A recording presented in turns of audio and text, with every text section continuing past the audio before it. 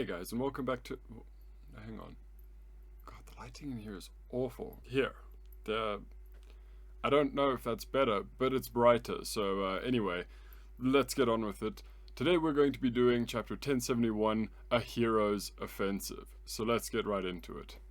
This chapter was a very interesting one for me, especially right in the beginning, because a lot of times when Oda gives us a title for the chapter, which, I mean, it's pretty much in every single one of them, if not literally every single one of them, but I like to think that there's a particular point in that chapter that relates to that title. Sometimes there's a few things that kind of tie well back together into it, like the Tenozan, the turning point from Onigashima.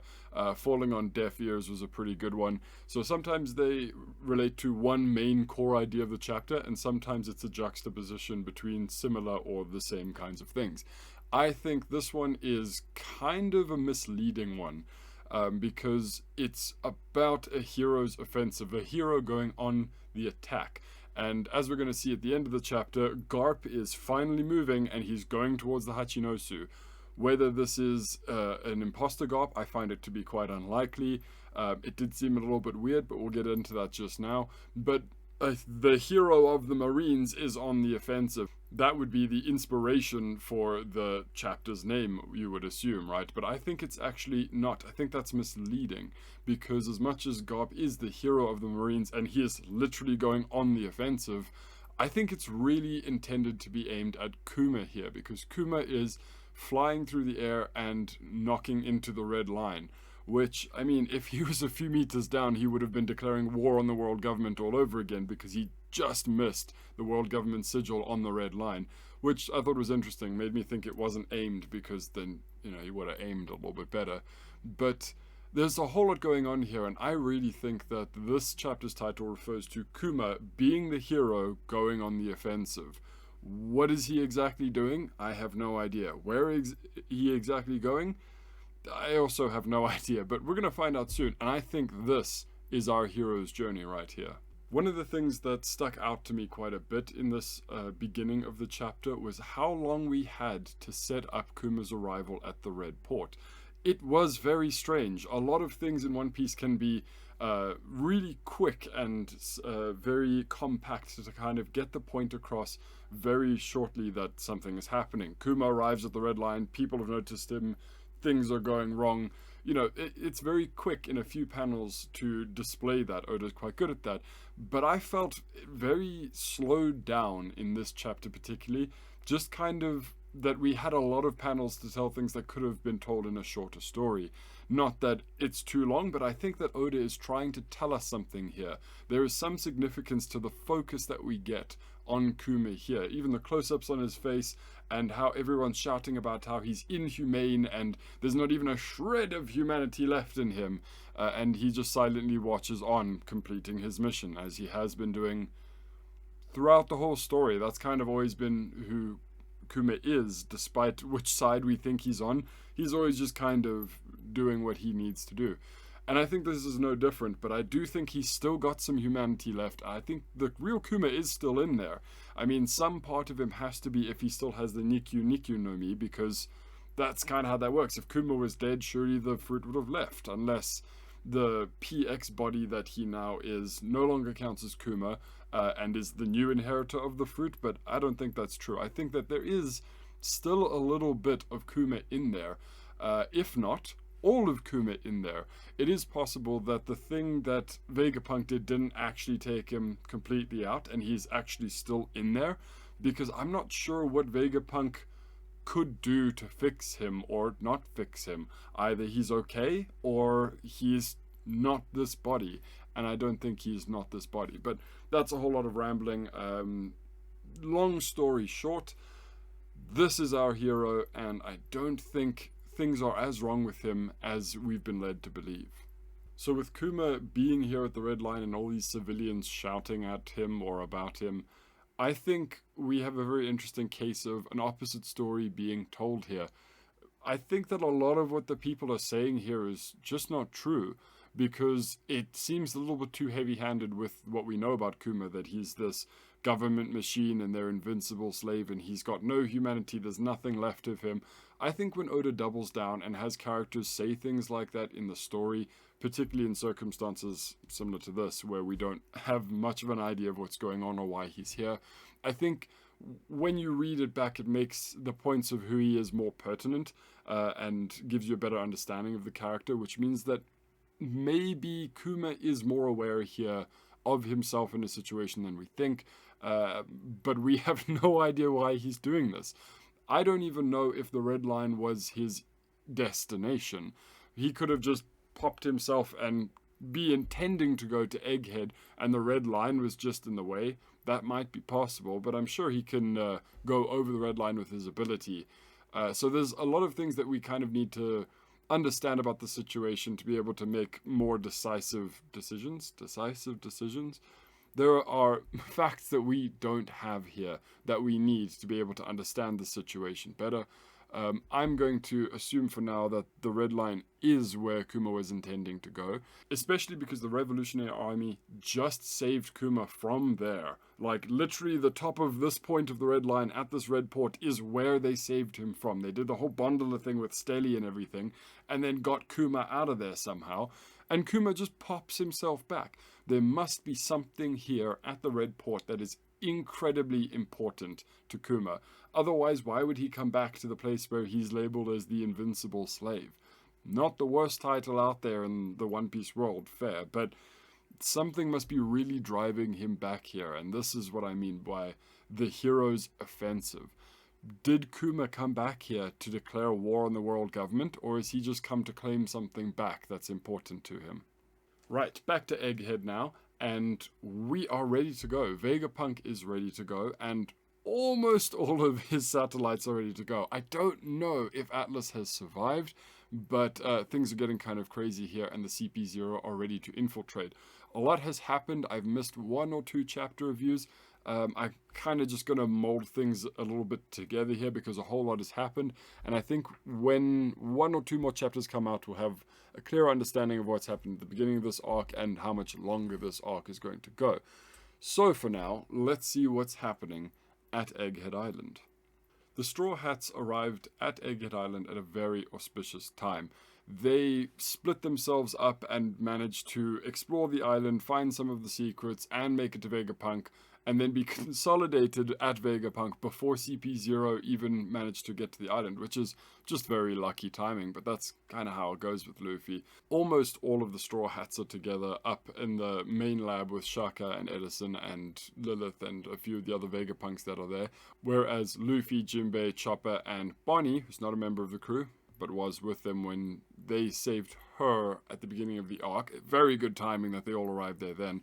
They got split up, were met by the Stellar Body, everyone else did their things to get to the top. Brook and Zoro were left on the ship, and then they came back up to those Straw Hats, who are now looking at the Straw Hats protecting the ship while CP0 comes to attack.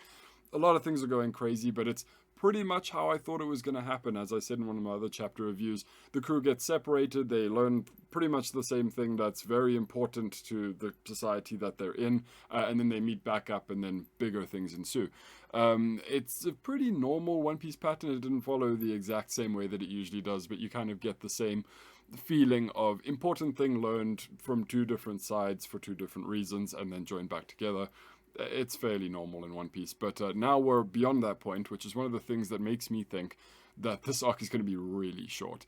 It is escalating incredibly quickly here on Egghead Island. We have all the Straw Hats together, almost. We have all of the Vegapunks together, almost, except for the main one, and Bonnie's kind of absconded with him to try and figure out what's going on with her dad. So some interesting things are going on here, but we don't have much time because an admiral is on the way. The CP0 are inside the Frontier Dome. One of the Vegapunks has been taken down, and Garp is in action. Now, how many of these things are linked together? Well, at least the first few of them, but is Garp? I don't know if he's going to stop by here or if he's going to go straight to the Hachinosu. It seems very unusual for him to be so close to Luffy, and granted not knowing he's here and he's already on a mission, and not try and be involved in some way. I don't know if Garp is going to be involved here, but they are so very close together and it's very interesting. Vegapunk is at a little bit of an impasse with the CP0 here because they're all trapped in this room, trying to get back to the Straw Hat ship so that they can leave, and CP0 are not really giving them that opportunity. The only thing that stands in the way between CP0 and Vegapunk right now, other than the Straw Hats, is the Frontier Dome. And then the Frontier Dome got shut down somehow. That was very weird and very, very suspicious that the Frontier Dome goes down just when it shouldn't, which is that dome that protects the top of Egghead, the lab stratum of Egghead. And it gets turned off for a few seconds and CP0 gets in. Whoops, that kind of sucks. And I'm wondering who could have done this. Now, very interestingly, before this, Vegapunk mentions that there's someone else on the island who's an ally who could help them to stall CP0 and get them out of this island. Who is this person? I have no idea. Who am I pretty confident it's not? I'm pretty sure it's not Enel, because why the hell would he care about Vegapunk? What does he have to gain from Vegapunk, or even staying on Egghead? If he wanted to stay secluded and feel superior to everyone, he would have just stayed on the Endless Verth. He would have just stayed on that moon. I've seen a lot of people online talking about how it could be this person or that person. Nothing really grabbed me. No one was really super convincing that I saw to really kind of nail down who this mystery person could be. Somebody mentioned it was Smoker. That would be great, except for the fact that I'm pretty sure he's at G14 with Vice Admiral Dole and all of them. Although we haven't seen him lately, but we've heard that he's around. I kind of just assumed he was at G14. I don't know how much sense it would make for him to be on the island. Especially because it's mentioned that whoever this is would be in trouble if they oppose the CP0, because then the world government would know that they're there. So, not Smoker, because he's a vice admiral, unless he's doing something covert and really shady, or in a good way, but away from the government. It can't be Enel, because the world government doesn't know or care about Enel. There are just a lot of things that I didn't think it could be. So I'm under the impression that it's either somebody that we haven't seen for a very, very, very long time, like Gin from the Don Krieg crew, which also wouldn't make sense, but, you know, I'll take it if it's right. Or somebody like, I was going to say Pearl, also from the Don Krieg crew, but I don't think it's going to be that. Or someone like Saul, but Saul is coming back into the story now and is on Elbaf, so not going to be Saul.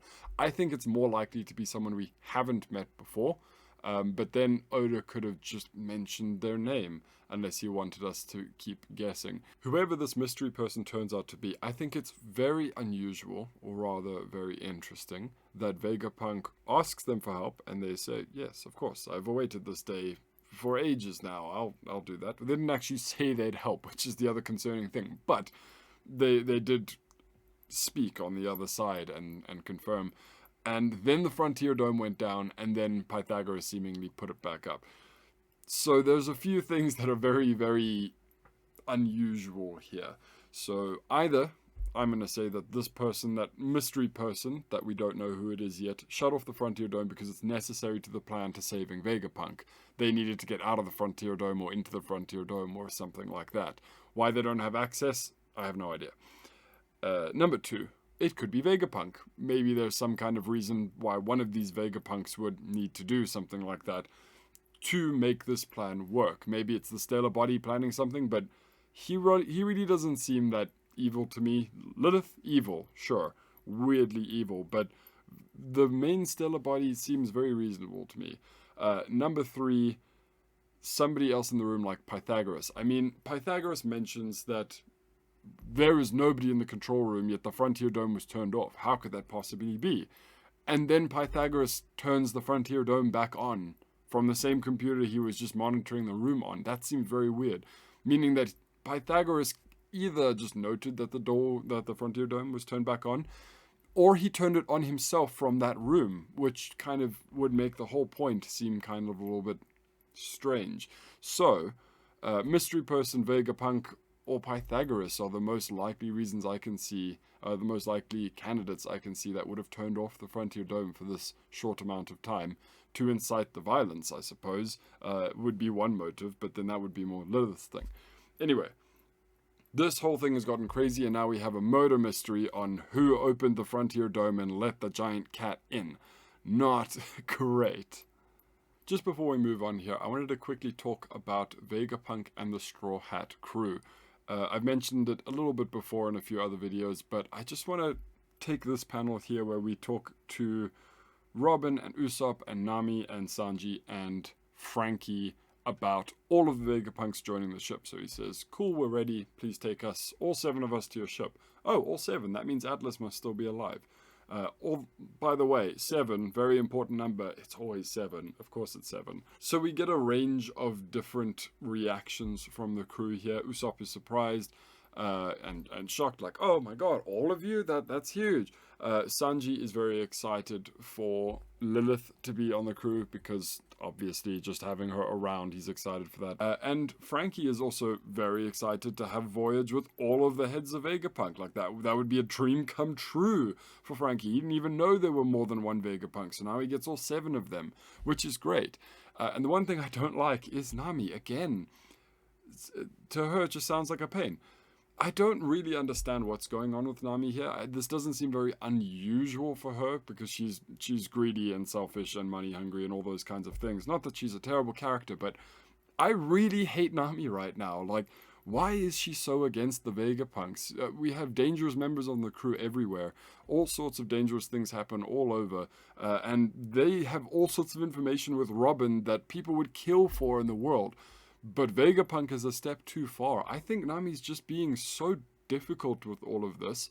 And at first, I thought it would be a little throwaway gag here or there that she just gets, oh, a bit exasperated. We have to take this genius with us. What a burden. And it would be funny once or twice. But it seems every single time Nami speaks, she's getting more and more annoyed that Vegapunk even exists, let alone has to come with them on the ship. And I just don't know how to feel about that because it just seems so odd. It doesn't really seem to have anything too concrete or solid there that's going to result in anything. It just seems that Nami doesn't like Vegapunk, which, I mean, that's okay. It just seems like such a weird inclusion. So maybe there's something more there to be discovered or something that's yet to be uncovered that will make more sense. But I'm just feeling a little bit off-put by Nami and her attitude towards the world's most intelligent people. Like, all 7 of them are one person, and they're all the most intelligent person in the world, and she just can't see anything good in that. It feels very unusual. Okay, so let's chat about Bonnie here. Bonnie is running away with Vegapunk with quite a funny look on her face. She is enraged, though. She is very angry. So angry that she is blind to all reason and sense. She has been since she got to Egghead. And she's been here before. She's a little bit familiar with these things. She's met Vegapunk before. Like, this is not entirely new for her. But she's being really stupid at the moment. Especially because Vegapunk's life is in danger. The whole island is under attack from CP0. Who, by the way, I'm pretty sure are the ones who caught Bonnie before. Because they were talking about her recently. They know who she is. They know that she's been escaping them and that she's irritating them. They want to eliminate her too. Why can she not leave the island and then talk about these things? Why does she have to talk to Vegapunk now, and it has to be outside, away from anyone who can protect them? Like, yes, I understand you want to talk about your father and the man who did that to him and everything like that, but good God, woman, there's an awakened leopard outside who's trying to kill all of you. Can you not wait 5 minutes and listen to the man? Like, it just seems really weird. And what's even worse than that, she says, how dare you stoop so low as to use bugs against me? Like, I hate it when people do that. Because you're the one who used the lightsaber that attracts the bugs. You were warned about it, granted at the last second, and then you blamed the bug attack on Vegapunk. Like, Bonnie was very present in the beginning of the arc, and then she's been unconscious through all of it, and she may as well still be unconscious here because she's not using her brain thing.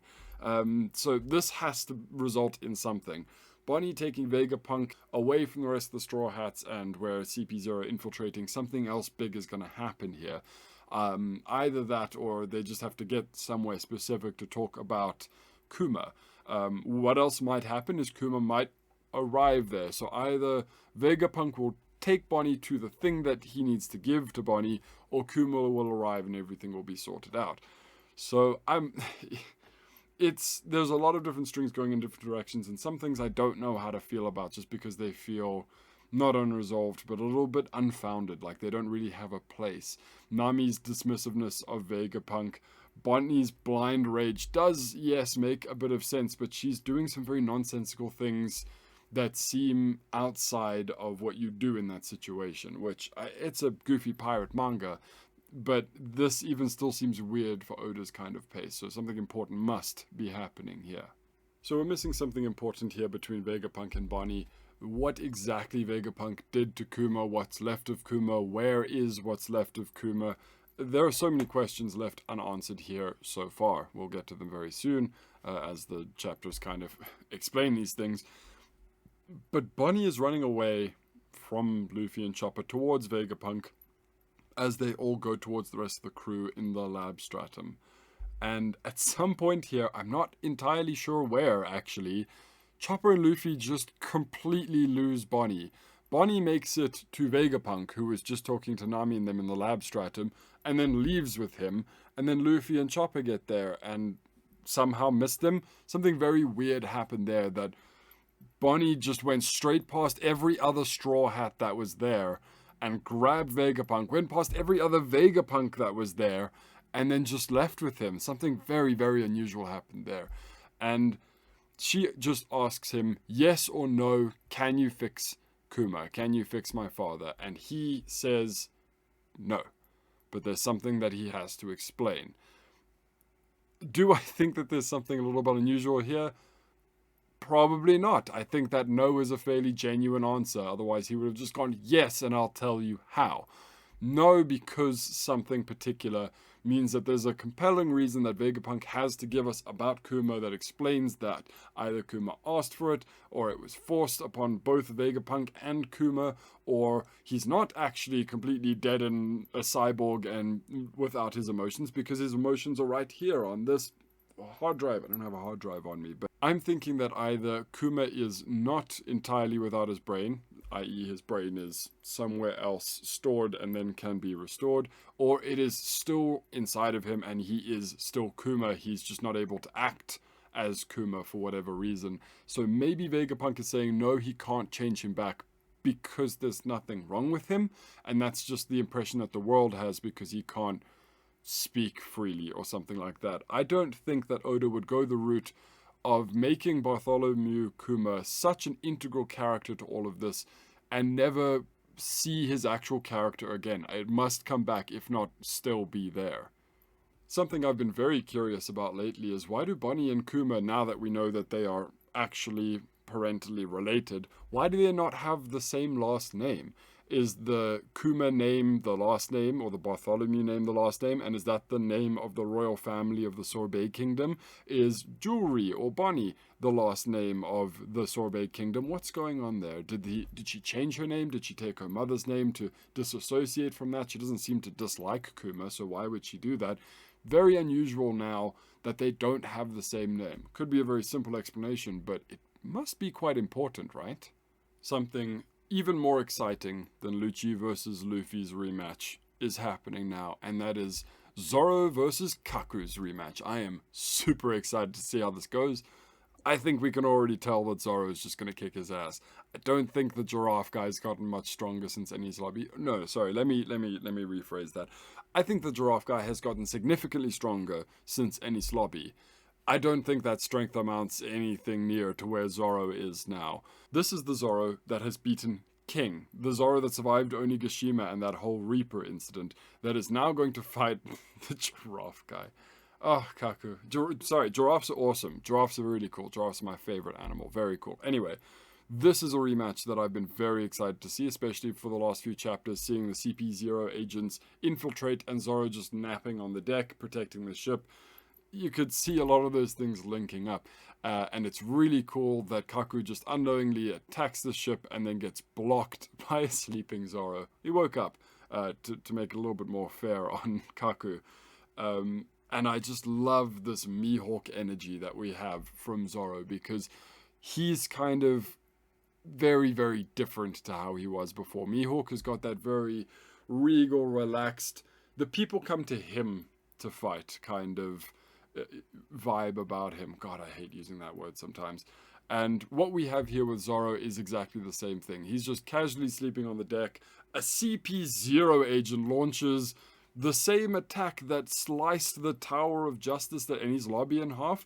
That attack, but probably a lot stronger now, gets launched at the Sunny, and Zoro manages to block it while he was literally sleeping, wakes up from his nap and blocks it. So this is going to be a great fight, but I just love this top tier swordsman kind of, feeling that we get by looking at Zoro now, or at least I do. So this is going to be great. So as we get near the end, there are just two more things I want to talk about. The first one I'll make very, very quick.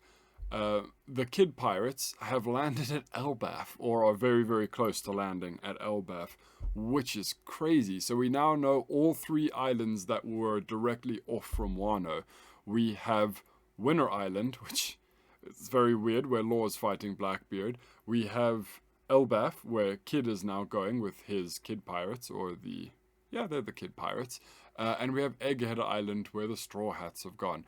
And I think this is great, because we had that drawing lots at the end of Wano, and Law just picked, I'm going to go to this direction because it's actually quicker to getting to the end of the world, and he had to fight a Yonko for it, so good choice there, Law. The second option, both Luffy and Kid picked, so then they had to draw straws and he lost. So they had to go to Vegapunk's island, the island of the future, and Kid got to go to Elbaf. A lot of people, myself included, were thinking that we'd go to Elbaf next after Wano. That would be really cool, but maybe there'll be a quick short arc in between. I think that's pretty much where we've landed, because Egghead's going to be quite short, and Elbaf is going to need some Straw Hats on it soon. I don't think Kid's going to be a very good fit there, to be honest. But can you imagine if Kid got to Egghead Island and the Straw Hat Pirates went to Elbaf? How badly things would have gone. That wouldn't have been great. Vegapunk might have even just died because the CP0 was sent to infiltrate and Kid wasn't going to help. Maybe he would have been enlisted or bribed by Vegapunk to help, but I don't see it happening.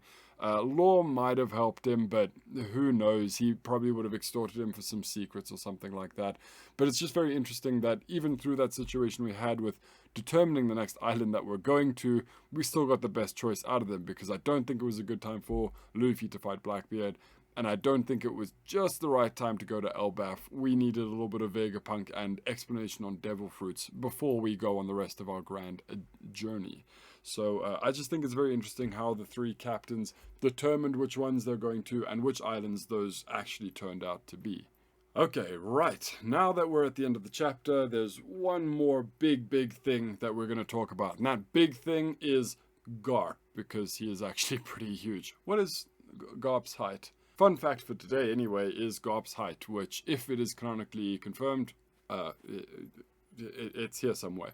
Garp is the big deal at the end of this chapter, because it's been a while since we've seen him do anything. And, there he is in all of his glory at G14, here to pick up Helmeppo and whatever that other lady's name is, I literally can't even remember, and take them to the Hachinosu to fetch Koby and rescue him from Blackbeard. Something felt very off about Garp here to me, which is strange because it felt off in the way that it didn't feel off. And what I mean by that is, he's talking in a very Garp-esque way. He's eschewing responsibility and he's saying, let's just go beat the snot out of those pirates. Let's go to Hachinosu, rah! And something feels very odd here. Although that is how I would imagine Garp would speak, it doesn't feel like the right way about this. I feel like he would have called Helmeppo, he might have called Dole earlier and asked for support, or it just feels very weird that he approached this the way he did. He just rocked up to G14 and said, hey guys, let's go.